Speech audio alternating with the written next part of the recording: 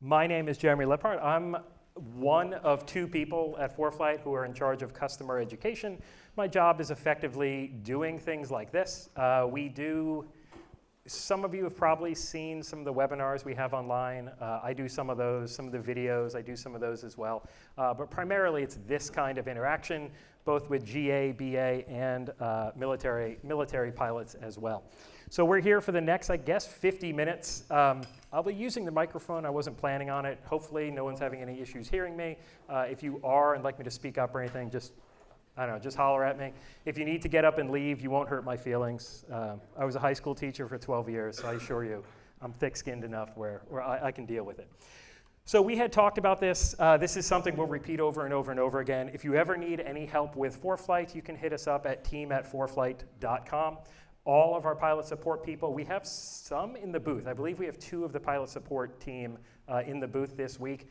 It's hard to get them out to these shows because they really need to be working. So they're not working this week, they're here. But if you have any questions, team@foreflight.com. Everyone who's on the pilot support team is a pilot.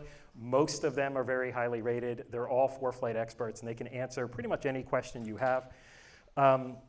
When you contact them, if you've never contacted them before, the simplest way is just tell us what you're trying to do in the aircraft and that we can work backwards from there and help you understand how ForeFlight can help you with that. So I mentioned we are in Hangar C. I talked to someone in the hallway who said it's a little hard to find their way around the show. Yeah, probably. I'm really bad at that stuff. I've been here before, but I had no recollection of where anything was. We're in Hangar C over there. Right now, we're in the Central Florida Aerospace Academy. Just walk towards the hangars. We're in Hangar C. We have a fairly large booth. We're hard to miss. So this is our show schedule.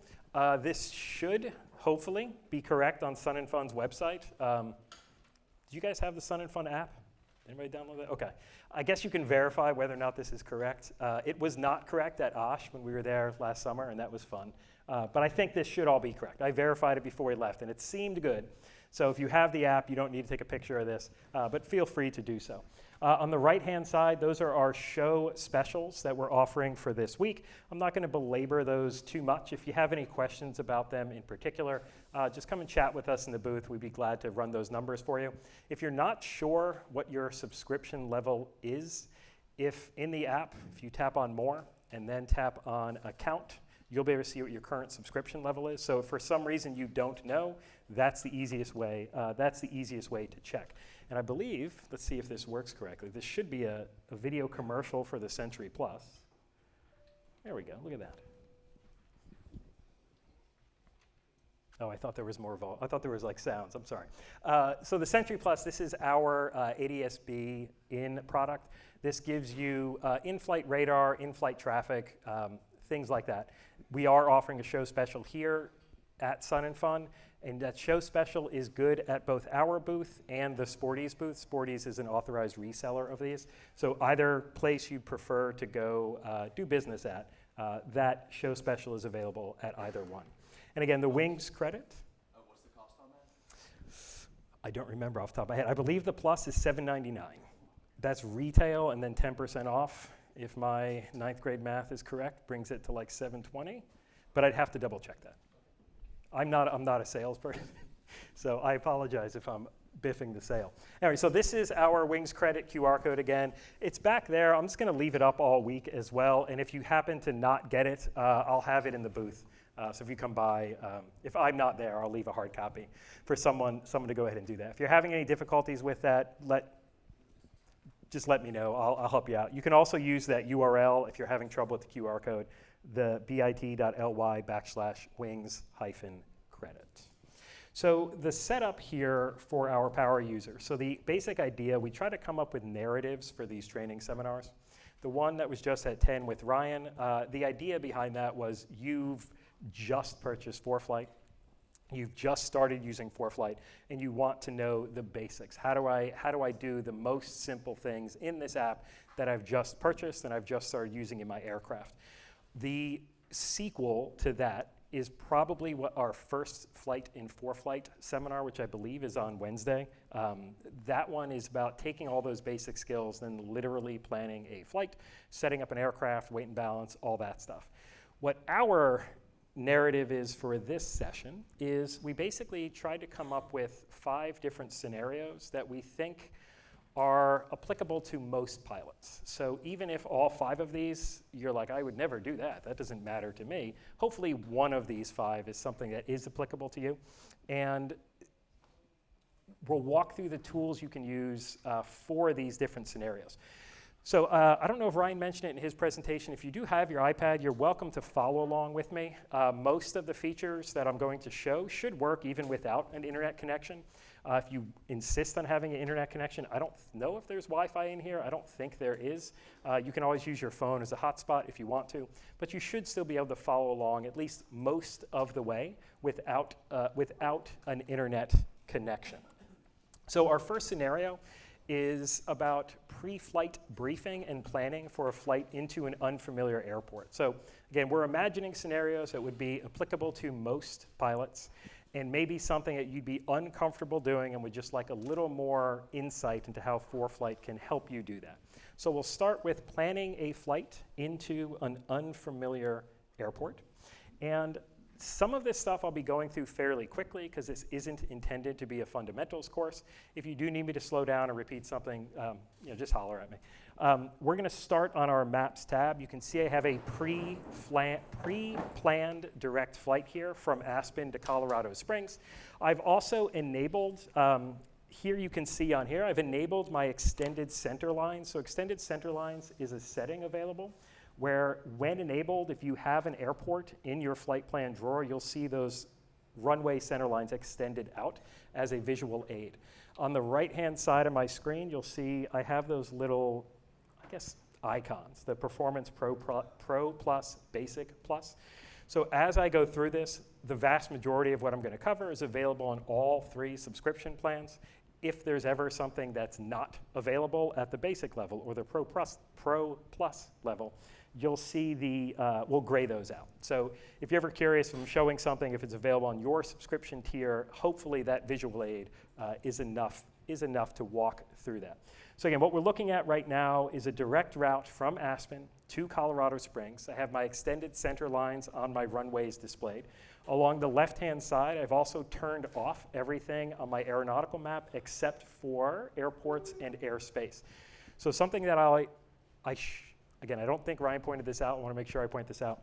If you're following along, this visual will not match what you see on your device. Our most recent update came out 2 weeks ago, and we hadn't prepared these presentations prior to 2 weeks. So if you're following along, you'll notice on this side, there's a little toggle that says VFR or IFR. That's a new feature that makes it easier to toggle back, and that's if you've updated to the newest version. That's a feature that makes it a little easier to toggle between VFR and IFR.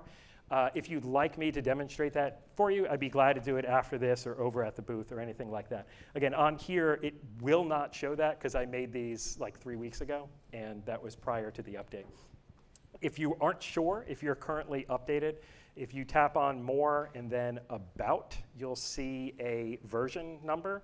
You should see 16.3.1 at the top. Alternatively, if you go into the App Store and just search for ForeFlight, if it says Update, that means you don't have the most current version. So whatever is easiest for you to check on.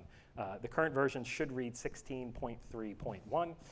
And if you have that, this will look different than your version. Again, it's not a huge difference. It's a minor difference to functionality, but it is a substantial difference to what the screen actually looks like on that far left-hand side there.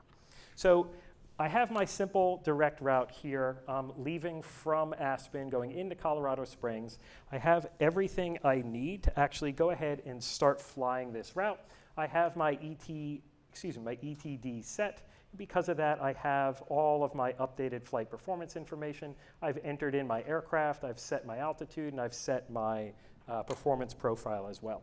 So prior to departure, though, I do want to increase or build up some situational awareness. So in this case, I'm going to start. And again, these scenarios are meant to go through the process you might go through if you were doing this. So I'm going to start building up my situational awareness by pulling up weather data for my departure airport. There's a lot of different ways you can view weather data in ForeFlight. Whatever works for you, just do that. In this example, I'm going to pull this up straight from the airport. So I'm going to go ahead and tap on my departure airport icon. If you've attended our seminars in the past, I believe this is the first one where we've had this little tapping icon. That was a heavy lift for us to get a graphic designer to make an interactive little GIF. It helps quite a bit. You'd be surprised how much easier it is for people to follow. Anyway, so all I'm doing here is I'm going ahead and tap on my departure airport. On the right-hand side of the screen, I'll see that information pane. If you've used ForeFlight for a while, you're familiar with this workflow. I'll also repeat this workflow several times, and any aeronautical element will have the same workflow. Tap on it, right-hand side, information pane slides in. So here I can get a look at, I can see all of the frequencies available for that airport. Now, if you're following along and you did the exact same thing, and instead of showing frequencies, yours showed the weather first, there is a default setting in ForeFlight called Show Weather First. If you have Show Weather First toggled on, anytime you interact with an airport element, the first thing you'll see is the weather. Again, minor difference, but if you're following along literally and you don't see info, you see weather, it's because you have Show Weather First toggled on in your settings. For this example, I do not, so I'll go ahead and I'll tap on weather. And once I tap on weather, I can see for that airport, I can see I currently have VFR conditions for my departure airport. I can see the METAR like Ryan pointed out, I'm sorry, last hour, I can see it translated below that. What catches my eye though is the density altitude down here at the bottom. So if you've been using ForeFlight for a while, if there's ever a weather condition that, and actually this isn't just weather conditions, this goes for things like weight as well. We'll color code stuff to make sure it catches your attention. So in this case, we see the density altitude is color coded. And this is something that requires my additional attention. So I can see it's it's showing there as 10,892 feet. And that's already approaching the service ceiling for my aircraft. This is probably something that I might not be comfortable in taking off in. So I want to investigate this a little farther, maybe change up my plans a little bit as I'm planning out this flight. So let's say for the sake of argument, I'm not comfortable with that density altitude. I just say, nope, I'm not going to take off there. I want to maybe see if adjusting my departure time will be effective. A lot of different ways we can start looking up this data. What I'm going to go to, and this is, I use this feature quite a lot, is just the daily weather. So I'm just going to tap on my daily weather tab. And what that does is we'll be shown a 10-day weather forecast. This should look like any other weather forecast you've ever seen in almost any other context. This does have an aviation bent to it though, even if it's not completely clear from this view that there's a lot of aviation related weather information here. To see that, what I want to do is I want to tap on an individual day. So I can't remember what day I had originally planned for this, it already has left my mind. But let's say I was planning on leaving on Tuesday, and I want to see, okay, I see the density altitude was uncomfortably high on that Tuesday, whenever, say it's Tuesday afternoon, whenever I was departing. Maybe I want to see a forecast when and if will that change anytime surrounding my planned departure. So if you go ahead and tap on any individual day, this will bring up, it's that same forecast, but now it's displayed as an hour by hour forecast. So it's a 10-day forecast, now we're showing it hour by hour. We can see 12, 13, 14, 15, 1600, and I get a brief glance at what the weather will look like at those hours. Along the top, I can see my summary weather information is displayed here across the top. My density altitude though, and this is at, I guess this was at 1200. I don't remember if this was supposed to be, yeah, this was supposed to be 1200, I'm sorry, not 1400. So my density altitude is still high, so this is something maybe I'm not comfortable taking off this afternoon. Maybe my schedule and my plans are flexible enough, I can try to adjust, take off maybe the next morning. Along the bottom of the screen here, and this is something that often goes unnoticed by people, on the bottom of the screen you'll see a color-coded band, and that color codes the flight categories by hour over the days you're looking at. So we can see that on Thursday, it looks like we're going to have VFR conditions all day on Thursday. It looks like Friday and Saturday here are going to be a little choppy. So maybe we want to adjust our departure to be Thursday morning to take advantage of the lower temperatures. Maybe the density altitude will be more within our personal limits for what we're comfortable with. So this is all I'm doing. Is in reality, this would probably take significantly less time than it's taking me to explain. Just tapping on my airport, looking at the weather, previewing the weather forecast for a different day, and then, if needed, adjusting my departure plans in accordance with that. So based on the weather forecast at my departure airport, I may decide I'd like to change my flight plan. Maybe I'm just going to change my departure times. This is obviously going to vary person to person, airport to airport, day to day, how or if you'd use this workflow. One of the other tools available to me when I'm briefing or pre-briefing, I guess, a flight prior to my departure is I can preview runways at any airport. So I've tapped on Aspen. I still haven't navigated away from that. I looked at my weather. I'm going to open up the runway information for this airport, and I'll do that by just tapping on runway there. And you can see all runways available for the airport you're viewing. If you have a data connection, so if you aren't online right now, you probably won't see this. If you have a data connection either via the internet or an ADS-B connection like the Century, you'll see that there are little indicators here telling you which runway currently has the best wind. Again, you do need to have an active connection for that. So if you are sitting at home or sitting in the FBO, you're about to depart, this might be, again, some advanced tools you can use for that pre-departure planning so you know this is the runway I expect to use, and then start planning accordingly from there. If you'd like to see more information about a specific runway, just go ahead and tap on it. I'm tapping that little right arrow there. And I can use this pane here, and I can use this to preview any runway data. So this is going to show me the dimensions of that runway. It's going to show me the type of that runway. I can see the traffic pattern. I can see what kind of lighting we have on this runway. All of this is displayed there for any public airport. I believe the private airports, you might not see that information. Somebody would have to check one they know of and verify. But I think the private airports, we don't always necessarily display that information. But for all the public airports, you should be able to see this data. So I'm going to go ahead and close this just by tapping on my airport name. And the last thing I'd like to preview prior to my departure, especially because this is Aspen, is I want to look at the terrain around that airport. So you'll notice on my example here, I have this little terrain icon, this little mountain icon there. And if the terrain around an airport changes by more than 1,500 feet within 10 nautical miles, you should see that indicator there. So I'll go ahead and I'll tap on that, and it's not a lot of information, but I do get a view of max terrain, min terrain, and the airport elevation here. All right, so I've looked at my airport elevation. I've adjusted my estimated time of departure based on the density altitude. Maybe I've pushed it to the next morning where I think the weather will be a little nicer for me. And one of the things I'd like to do, this is my route, is I'm going to send this over to my flights tab. So the reason I'm going to do that, and I'll explain why this is beneficial in some other ways a little later. I'm just going to tap on my Send To icon. There's a question in the last session about how do you share flight plans with other pilots. If you've never done this, this is what that looks like. So when you tap on that Send To icon from the flight plan drawer, you'll see this window appear. Now, on this example, you'll see on the bottom, I have iPad Air 5th Gen, iPad Pro 11-inch Wi-Fi cellular. What that means is when I was preparing this, there were other people on the same Wi-Fi network as me who had ForeFlight, and I could have just sent this directly to them. And this was because I was in the ForeFlight offices when I was preparing this, so obviously there were people there.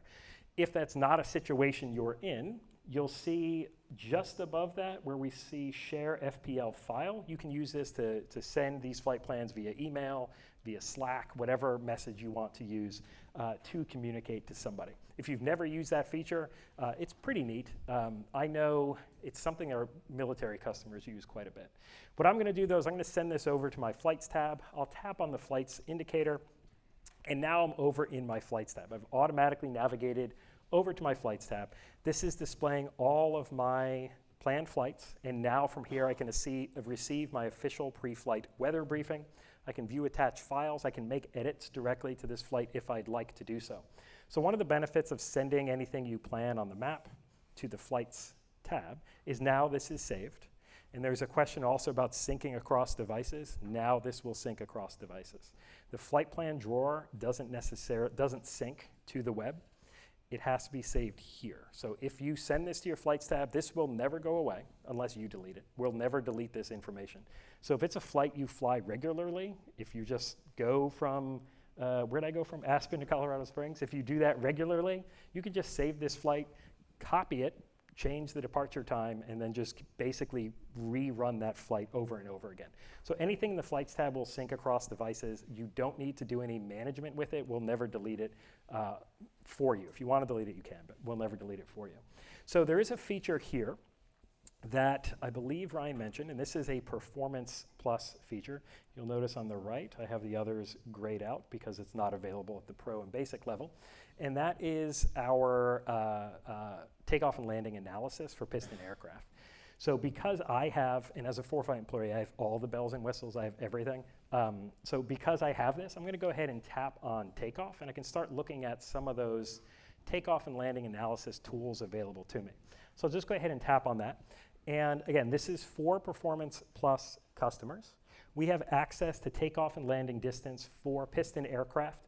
If you fly a jet or turboprop aircraft, we still have those, but you have to contact us, and it's an additional add-on for those aircraft. If it's a piston aircraft, though, and you're a Performance Plus subscriber, that's all built in here. And you can see in here all of these fields in blue. So this is another like tip and trick in ForeFlight that not everyone knows exists. Anytime you see a blue text field, it's editable. So you can edit these as if you have local knowledge somehow that differs with what we're suggesting, what we're saying for our runway analysis, our takeoff and landing performance analysis, you can go ahead and change that, and this will actively adjust. This will actively adjust the performance characteristics across the top here. And I'm sorry, that slide was not supposed to be there. All right, so all those fields will be automatically populated with runway data and forecasted weather. This is why entering that ETD is important, because we'll pull that weather. Again, if you have local knowledge, though, that like the usable length is different than we're displaying, you can just go in there and manually edit it. So you'll notice at the very bottom of this screen, we'll show you when we pulled the weather for this forecast. We can see this was issued 55 minutes ago, and you can see the source. This is directly from the METAR from that airport. I mentioned any field in blue can be edited, and I'm just going to do this for demonstration purposes, and then I'll switch it back. So I'm going to change my runway surface type here. I'm just going to go ahead and tap on that field. I see a pull down. I can change this from dry paved to dry grass to wet grass. I want to highlight that my total distance for takeoff is displayed at the top here as 2,066 feet. If I make a change, in this case I'll just change this to wet grass, again just for demonstration purposes. At the top, my total distance has changed to reflect that. So if this is something, again, if you're a Performance Plus subscriber, you're flying a piston aircraft, this is available to you, and it's a powerful tool, especially if you're flying into airports or flying out of airports that you're not as comfortable with, you're not as familiar with. I'm going to change, I changed that back from, I'm going to change the wet grass back to dry paved. What I'm going to do now is make a change to my wind data, and it's the same interaction. I'll just tap on that field. I'll just use my pop-up keypad. In this case, I changed the direction of the wind from 350 to 020. I didn't change the knots or anything. And what we'll see is, again, my distance changed to reflect the impact of that wind on my runway performance. So I'm going to scroll down a little bit. I'm still looking at my runway information screen. I'm sorry, this slide keeps popping up. And I can see my performance summary. You'll notice that all of these fields are in gray. These are not editable. These are taken from POHs, taken from OEMs. This includes liftoff speed, ground roll, takeoff, climb gradient, and more. In the upper right-hand corner, you can see a summary button. If you tap on that, this will allow you to just create a PDF of that data. You can print it, share it, download it, do whatever you want with it, but it's a little easier to read than scrolling up and down on this page. So I'm going to look at some more pre-flight things I'd like to do. In this case, I want to look at some of the departure procedures for my airport. Again, my scenario here is, it's made up, but maybe I'm not comfortable departing, flying out of that airport. So I'm still in my airports tab. I'm going to tap on the procedure button here. Ryan had showed how you could access procedures in the flight plan drawer. I'm doing the same from my airports drawer. And the procedure types are now displayed on my left-hand side. I'm currently viewing my departure procedures. On the right-hand side, I can see that I have both FAA plates and Jeppesen plates saved to this device. Whenever you see either FAA or JEP, if it says saved in green text, that means it's available for offline and online use. And even when you're in the cockpit, you'll have access to that. If it doesn't say saved, make sure you save that stuff so you can use it when you're in the aircraft. So I'm going to go ahead and open up my takeoff minimums on my FAA chart here. And I'm going to speed up a little bit. So if I'm talking too quickly, I apologize. I also make sure I get in under the wire. I can see the takeoff minimums are displayed here for Aspen. I've just zoomed in on my plate. So again, if you're following along, it'll be zoomed out. I've zoomed in just to make this a little more easier. And I'm going to navigate back to my airports tab. So again, I've just zoomed in on my, my takeoff minimums for runway 15 and runway 13 displayed here. I'll navigate back to my airports tab. I can see that for runway 33, which I believe was the one that we said was best wins, I can see the SARD 3 departure is listed here. This is the Jeppesen plate for this, but it's also listed under FAA. I'm going to go ahead and open up this plate. If I am a Performance Plus subscriber, you can send this to the map, and this will be a geo-reference plate viewed on the map. I'm going to open this by just tapping on that plate. Again, if I want to send it to the map, that's this option here. Anyone can view this in the Plates tab, though. So I'm going to tap on this. I'm currently looking at this in the Plates tab.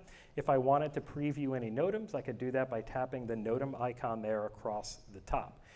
To view some additional functionality in the Plates tab, this is a little subtle. Sometimes you miss it even when you're doing it. If you tap anywhere on the plate, you'll see additional functionality appear at the top of the screen.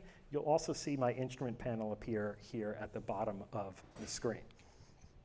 I can also see my takeoff minimums are displayed here on my plate. So I've navigated back to my runway performance. Again, I'm not showing all those button taps. I've navigated back to my runway performance.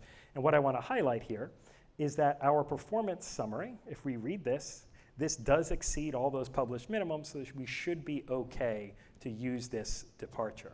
I'm going to fast forward a little bit on my flight, again, from Aspen to Colorado Springs. I've been progressing along my planned route. I think Ryan highlighted this. Along the way, you'll get a series of alerts in flight. The first one I'm showing here is my destination weather frequency alert. In order for this to trigger, you have to have at least, you have to have a route. You have to have at least one waypoint in your route as well.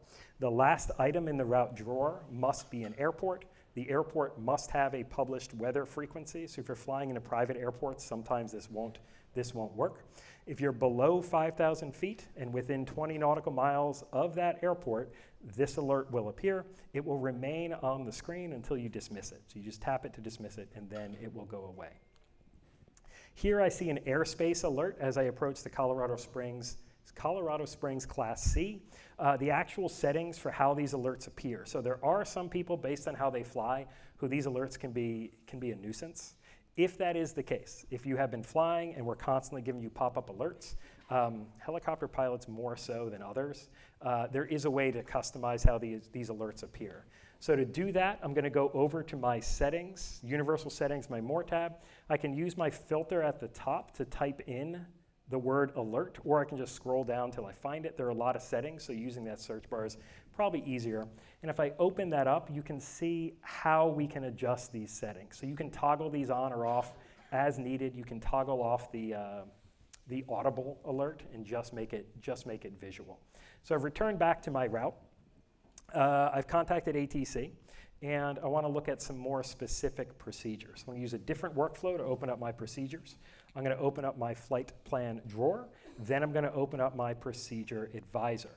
You could do exactly what I did from the Airports tab to look up procedures for your arrival airport. In this case, though, I'm going to stay on my Maps tab. So these are different workflows that will get me to the exact same thing. So here I can see all available procedures for both my departure and destination airports. I can also overlay a traffic pattern if I choose to do that. I'm not going to go through all of these, but you can see what's available here. So in this walkthrough, I'm imagining that this is mid-flight. This can also be done pre-flight. There's no reason you couldn't do this before departing and then just make changes as needed along the way. So I'm going to open up my approach procedures, and I can see all the available approach procedures for Colorado Springs there. I'll scroll down a little bit just to display all of them. For this example, I'm just going to use my visual approach into runway 35R. Again, Ryan already walked through this workflow earlier. I'll select my pattern entry and traffic. I'll do right traffic 45. I'll confirm by selecting add to route. And that will, I'm sorry, I don't know why that slide keeps popping up. And that will be automatically added into your route. You'll also notice the traffic pattern altitude is displayed in your flight plan drawer as well. So really quick workflow. You can do it in the Airports tab or in the flight plan drawer. You could do it pre-flight, mid-flight, whatever works for you. I've zoomed into my destination airport. If you've ever zoomed in on an airport, you'll notice this auto-populates, this airport diagram. You don't have to toggle that on or off. And I've just tapped on my destination airport here. I can look up information about an FBO. And from the FBO, I can preview fuel costs. I can look at contact information. If you're using an iPhone, you can call directly from the app. You just tap on the number and your iPhone will call them. If you're in the aircraft, though, I don't know, maybe you'll have cell service. I guess it depends how low you are. But this is all available to you when you're looking at airport information. So that was our first scenario, was the tools available to you when you're planning a flight into an airport you might be unfamiliar with. Our second scenario is adding an extra passenger. So what we imagine is you've already planned your flight, you've already done all that briefing I just did for whatever it is you're flying to. Maybe at the last minute, somebody's like, hey bro, can I get a ride? And you gotta figure out, like, can I give this person a ride? So how do we go through the workflows necessary to see if we can safely add an additional passenger or passengers or cargo or whatever the case may be? So we do have a seminar called First Flight in ForeFlight where we'll walk through setting up weight and balance profiles and things. If you've never done that and need some help with that, go to that seminar or come by the booth. We'd be glad to help you out. So what I'm doing is I'm looking at my aircraft configuration page for my Cherokee 6. So I'm on my aircraft tab and I'm looking at my specific aircraft here. I'm going to go ahead and scroll down to the bottom. And you'll see there's a screen here that says add weight and balance profile. If you've already done this setup, again, this is the power user session, so we're assuming it's been set up. If you've already done this setup, you'll see what's available to you in the pop-up that appears. If you haven't done this yet, you might not see anything there. Again, this is something, I didn't set the schedule. It probably made more sense to do the First Flight and ForeFlight before this one, but whatever. Anyway, so you select the template that applies to you. Again, if you need help building one, that's something we'd be glad to help you with. At a minimum, you do need to enter in values for your basic empty CG and your basic empty weight. I'll just go ahead and tap those fields to open them. And these are the only two fields that are required for ForeFlight's weight and balance tools to start to work. So I'll go ahead and enter in my basic empty CG.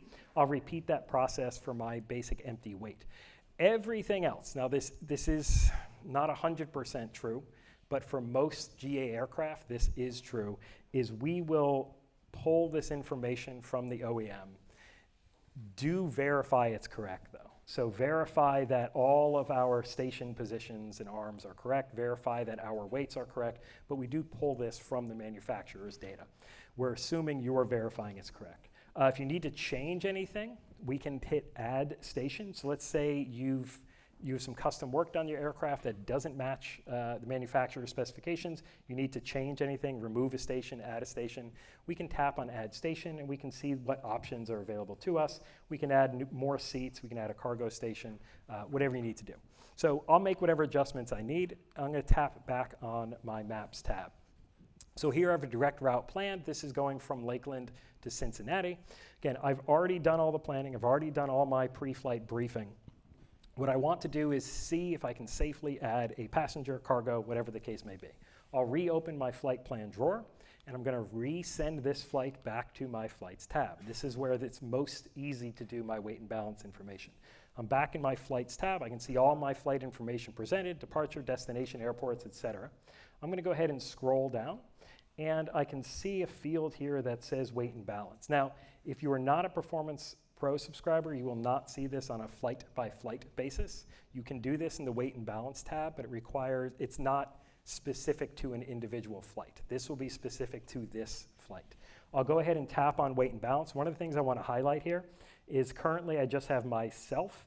You'll notice that weight there is listed as 158. You can enter in custom weights into ForeFlight. The default weight, if you've only used default weights, for male passengers is 205 pounds. I am not 205 pounds, so I made a custom weight for myself for 158, and I assume I'm traveling with 25 pounds of cargo. So again, this is if you are a Performance Plus subscriber. I'll be taken immediately to my weight and balance information. I can see a graphic depiction of my CG envelope, and I can see that I'm within limits. Green is good, red is bad. I can see everything is green. So as of now, I don't have any weight and balance concerns. Now, there's something on here that you also probably won't see. You'll see this field that says curtailment options. This is a business aviation feature. The reason I'm highlighting this, though, if you're ever doing weight and balance stuff and you see something or come across something and you're like, I don't know what that is, we do have tools available to help you. Like online, there's lots of resources and stuff, but within the app. So what I'm going to do is navigate over to my Documents tab, and we do have a weight and balance guide in our Documents tab. And the weight and balance guide will walk you through how to use all the weight and balance tools in the app. I'm going to go ahead and open that. And again, I'm just showing you that you can find what the curtailment tools are, and I can see a note that where somewhere in here there's a note saying this is for business accounts. So if you're ever doing weight and balance stuff and you're confused or need some more information, Documents tab, weight and balance guide. All right, I'm going to go back to where I was before. I'm going to scroll down below pilot. I can see my passenger information here, and I'm going to start entering in those values. I can use standard loads. Like I mentioned, we have 205 as a standard load for male. You can see I've added 2 custom weights here, myself and my wife. Neither of us are 205 pounds. Let's say this is someone you just met and you're not comfortable asking them how much they weigh. Go ahead and use the standard weight. As long as you're within limits, even if it's more weight, you should be fine. I'll go ahead and start adding in more individuals. So in this case, I've added in 3 passengers. And as I'm adding in stuff, I'll see a warning appear across the top. So as I have added in passengers, I'll see a warning has appeared. If I want to see what that warning is, I'll go ahead and tap on that. And I can see, in this example, I've exceeded my ramp weight limit and my takeoff weight limit. So the simplest solution, because I'm only exceeding it by 23 pounds, 23 and a half pounds, maybe just make a change. Or maybe ask that dude how much he weighs or something. Maybe this is close enough I don't really need to make any changes. Maybe just not take the 20 pairs of sneakers, I don't know, or something. There's other ways we can do this, though. So I'm going to navigate back to my flights tab. Let's say those weights are accurate and I cannot make any changes. I have to fly with this payload. You can, adjust your flight plan, maybe have a fuel stop closer, something like that. Something else you can do, and this is showing you how these tools work. I'm going to open up my performance profile, and right now I'm running at my default profile, which is 75% full lean. If I adjust this performance profile, let's say I go to 65%, those warnings disappeared. And those warnings disappeared because now I've adjusted my performance profile. I'm actually back within limits. I'm still pretty close to the limits, so maybe I'm not comfortable with this, maybe you are. Obviously, this will vary with how you're flying, the aircraft you're flying, your levels of comfort, et cetera. So those are some weight and balance tools. I want to jump into, let's say we wanted to build a custom route from point A to point B. Here, I built in a route from Austin, where I'm from, into Lakeland, and I'm going to use some of our route building and custom content creation tools. I've zoomed in a little bit. I'm looking at my route from Austin to Lakeland. One of the things I'd like to do is just take a look at some of the airspace that I'll be traveling through or I'll be traveling near. I'm going to look at my profile view. Again, this was demonstrated by Ryan in the first hour. I can see my route displayed here, departure, destination, airports, and I have a handful of waypoints in between. I'm going to tap on profile, and I'll open up my profile view. This is not available when I'm showing you on Basic Plus. This is Pro and Performance Plus only. If you want to get information about an airspace, just go ahead and tap on that. That airspace will be highlighted on the map, and the information will be displayed here. I can see this is a MOA from 100 feet AGL to 9,999 feet MSL. I can get the same information on the map view if I tap and hold, and there's a question about frequencies earlier. If I tap and hold, you can see all of the airspace on or near where you press and held. I can see that MOA displayed at the very top of that list. I'll go ahead and tap on that to open it, and here are all the details. So in this case, this is active 0700 to 2200 Monday through Friday, or by NOTAM. Let's say I'm departing on the weekend. Maybe I'm pretty confident this isn't going to be active on the weekend, but I want to check on some NOTAMs. I'll go ahead and reopen my layer selector, and we do have a NOTAMs layer. So I'll activate my NOTAMs layer, and I can see all those NOTAMs displayed. Now, there are some a little north of this MOA, but it doesn't look like it's actually in that MOA. I'm going to use one of these just because it's a little easier to see. If you tap on any of those graphical NOTAMs, so this one I'm choosing is in Mississippi. If you tap on that, that NOTAM's information will be displayed. So again, these are just tools you can use to increase your awareness as you're planning and as you're flying. So I want to look at some details closer to my destination. I've zoomed in on my route. I can see Lakeland there at the center. Given the air show this week, it's a pretty fair bet there's going to be some additional supplemental information I need as part of my flying. So I want to see what that is. There's a couple different places we can do that. I'm going to open up my Documents tab again. And under my ForeFlight drive, I can see there is the Sun and Fun 2024 NOTAM is displayed there. I'm going to go ahead and open that. And it's the standard document view you should all be used to. I can browse through the document. You can use the search feature, whatever. What I'm doing is I've advanced to page 5. And here I can view and hopefully start to plan my VFR arrival into Sun and Fun. I've used my annotation tool across the top here to just highlight some specific information that I can use to start building out this route. So I can start building this as prescribed by the NOTAM. So I won't have this NOTAM displayed anymore. I think I did this correctly. So I had it, when I was doing this, I had it displayed separately. So here I've zoomed in on Lakeland and the surrounding area to show my arrival from the north. There are a few different ways to do this. One of the first I'm going to do is just open up my aerial imagery layer.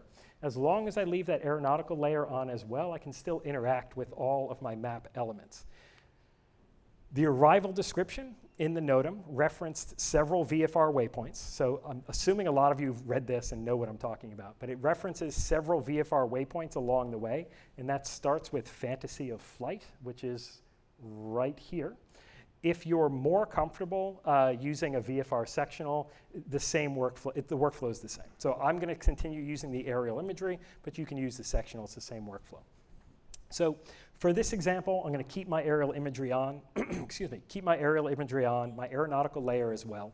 The Lake Parker VFR arrival procedure starts at the middle of nowhere VFR waypoint, actually, right up here, and proceeds to Fantasy of Flight, SunTrax test facility, west over Lake Parker, and then south into the airport. So I'm going to build that route using these VFR waypoints, and then I'm going to pepper in some custom content. So I'll go ahead and tap on that. Same exact workflow as interacting with any other aeronautical element. I'll tap on Add to Route, and I'll start building my route to include these VFR waypoints. I'm going to repeat this for the other VFR waypoints. So again, I mentioned it was middle of nowhere, Fantasy of Flight, SunTrax, and then it jogged west. So I'm just tapping and repeating, building out that route. So we can see I go from middle of nowhere direct to Fantasy of Flight. I'm going to continue to repeat this. There's SunTrax. I'm adding in SunTrax. Now, the NOTAM, though, had some very specific language regarding the north end of Lake Parker. So what I've done is I've added the Lake Parker VFR to my route. I just tapped on it, tapped on Add to Route, but I want to make sure that that very specific language corresponds to where this VFR waypoint is. So I've zoomed in. The NOTAM explicitly says to overfly the power plant, keep the smokestack off to your right and the main building off to your left. And every time I look, I lose the smokestack. There it is. So the smokestack is right there. It would be off to my right, and the main building would be off to my left. I zoomed out a little bit. So I don't need to make any changes to this. This waypoint appears to be in compliance with that NOTAM. So I'm not going to make any changes here. The next arrival point, it asked me to fly west and keep the baseball fields off your left wing. I've zoomed out a little bit, and I can see that my baseball fields are right here. So I don't want to overfly them. I want to fly west and keep them off my left wing. So again, there's lots of different ways we can do this in the app. What I'm going to do is I'm going to make a custom waypoint at the baseball field. So I'm going to press and hold. Menu will slide in from the right-hand side. You can see nearby airports, weather, all that stuff. I'm going to tap on more, and I have the option to just add this as lat long to my route. I can do that. Again, no, I'm not supposed to overfly the baseball fields. I'm supposed to stay north of them. So I'm just going to add this as a custom waypoint. I'll do that by tapping on Save. I'll have some options here to give it a custom name. So I'll go ahead and name this baseball fields, and I'll add a little note to keep them off of my left wing. Once that's done, I'll hit Save, and I can see I have this custom point saved into my account, into my device. So the next point in that NOTAM was to fly west from the power plant, keep the baseball fields off your left wing, then find the intersection of I-4 with the 4-lane road north of the baseball fields. That's this point right here. I'm going to do that same thing. I'm going to make a custom waypoint, tap and hold, hit Save, customize the name, add a description. The next step is to follow I-4 southwest for 3 nautical miles. The next thing I'm going to do, this is going to be built into my route. My next point needs to be 3 nautical miles southwest of that along I-4. I'm going to use my ruler tool. If you've never used it, tap and hold 2 fingers, spread your 2 fingers apart. You'll have a ruler overlaid on the map. I'm going to do that. I'm going to mark out 3 nautical miles. Then at the end of that ruler, I'm going to create a new custom waypoint. I'll tap and hold. I'll hit more, change the description. My next instruction is to turn south, keep the golf course off of my left. I'll go ahead and hit Save. I'm going to add that to my route. And I'm just going to continue to build this out using those NOTAM instructions. So there was something about a V-shaped building you're supposed to overfly. I'm going to go ahead and make a custom waypoint here at this V-shaped building and continue on my route. So in my flight plan drawer, you can see I have that entire thing saved. I'm sorry, that entire thing built. If I wanted to save this, I'm just going to send this to my Flights tab or share this. So if you're in a group and you're flying together and one person built this, not everyone has to do it. You could just share this with everybody else. You could tap on Share FPL, and you could email this, put this on a cloud drive, whatever it is you want to do. I'm going to put this in my Flights tab so I can access this in the future at any time. As I'm approaching the beginning of the Lake Parker arrival, let's say I'm just flying VFR direct, I didn't need that in there, I'm approaching the beginning, I'm going to go ahead and tap on my Flights tab. I can see this is what I built here, and I'm just going to send this directly to my map, and now I have that built in. You'll notice there's an additional waypoint here at the end that's a lat long. There's a shortcut in ForeFlight when you're using the flight plan drawer or the search bar. If you tap D space, you'll automatically build a waypoint from wherever you are currently at to anything else. So I did that at the end of my flight plan. I'm just going to move this to the beginning. I'm going to tap it, hold it, drag it to the beginning, and now I have a flight plan that follows that VFR arrival procedure from my current position all the way through those points that hopefully I did it correctly, and it does follow the information that's in the NOTAM. Now, you can also do this offline, not offline, I'm sorry, you can do this on a third-party mapping website, Google Earth, Google Maps. It's easier to do than it was all that button tapping, and you can put photos in it. So you can actually put a preview of what those waypoints look like. If this is something you're interested in, we don't have a seminar on that, but come to the booth. It's something I mess around with a lot. And I realize we are not going to get to all of our scenarios today. So I'm going to speed up and try to get through at least this last one. So this next one, I'm going to use our Procedure Advisor tool again to execute a single pilot IFR approach. I'm coming into OSH. In my example here, I'm approaching OSH from the south. I'm showing the airport with extended center lines. My own ship is depicted here, also with distance rings around. My current distance rings are set to 5, 10, and 25 nautical miles. As I approach, I'm ready to brief an approach procedure. Several ways to do this in the app. I'm going to start my Plates tab. I showed you the Procedure Advisor tool. I showed you on the Airports tab already. We can do this straight from the Plates tab as well. So I'm looking at my FAA plate for the ILS approach into runway 36. I notice there are some detailed notes up here about altimeter settings. I can see all of those up here. I'm zoomed in just to make this a little easier for you guys to see. And I can see primarily that if I do not receive the local altimeter setting, I'm supposed to use the Fond du Lac altimeter setting and increase my decision altitude by 31 feet and my minimum descent altitude by 40 feet, and my visibility is by 1/4 of a mile. I have more changes to make if my runway alignment indicator lights are also inoperative. And I can see some authorized changes to my runway visual range when or if I'm using the Fond du Lac altimeter setting. So a lot of information is displayed here. That information is also in the airports tab, so you don't have to read the plate directly. So I've backed into my airports tab. I'm looking at OSH, that's what I'm currently looking at. I'm looking at my procedures tab, and I'm looking at my approaches. So I'm going to go ahead and open up that approach plate I was just viewing in my plates tab. This is the Jeppesen plate, not the FAA plate.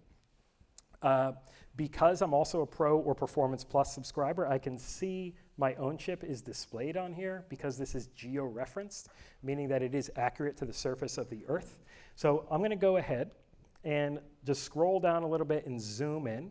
I can see all my RVRs for my various aircraft category displayed here for using the local or the Fond du Lac altimeter setting. So I can see the second category here is with the Fond du Lac altimeter setting, and this is with the local altimeter setting. So all this stuff is displayed for you. Same data is also in my Procedure Advisor tool in the FPL drawer. I'll tap on that. I'm looking for approaches again. I'll tap on approaches.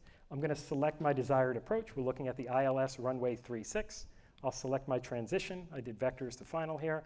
Make any adjustments like equipment status. So right now, you'll see it says equipment status full in aircraft category. I can make changes to that directly here. And as I make those changes, I'll select the Fond du Lac altimeter setting. You can see that this is an option here. I'll tap Add to Route when I'm ready, and I'll see that procedure is loaded into my route. Again, I can see my own chip is displayed here because I'm a Pro or Performance Plus subscriber. Some of the other tools I'll take advantage of is my instrument panel. The instrument panel, if you've never used it, this icon up there. All of these are customizable. If you tap on any field, you'll see what other instruments you can display. Currently, I'm showing nearest nav aid. I'd like to turn that off and display my cross-track error instead. I've enabled my cross-track error. This displays my lateral position from the current leg in whatever format I've selected. I'll continue to prepare by using my checklists tool here. This allows me to review any custom or pre-built checklists. So you can use this for basically any phase of flight. And I think I've gotten the 5-minute sign twice now, so I think it means I'm out of time. So I did not actually get through all the scenarios I intended to. I apologize for that. If you'd like more, so the other scenarios are going to be about using some of the emergency features on ForeFlight, primarily the emergency checklist, and then using the track log for your logbook. So that was what the last two I didn't get to. If you have questions about any of that, I'll be hanging out here for a little bit, and then you can find us over in Hangar C. And I'm doing this again. Hopefully I can get the timing better so we can get through all that. So thank you, everybody, and come visit us in Hangar C. Wings credits in the back.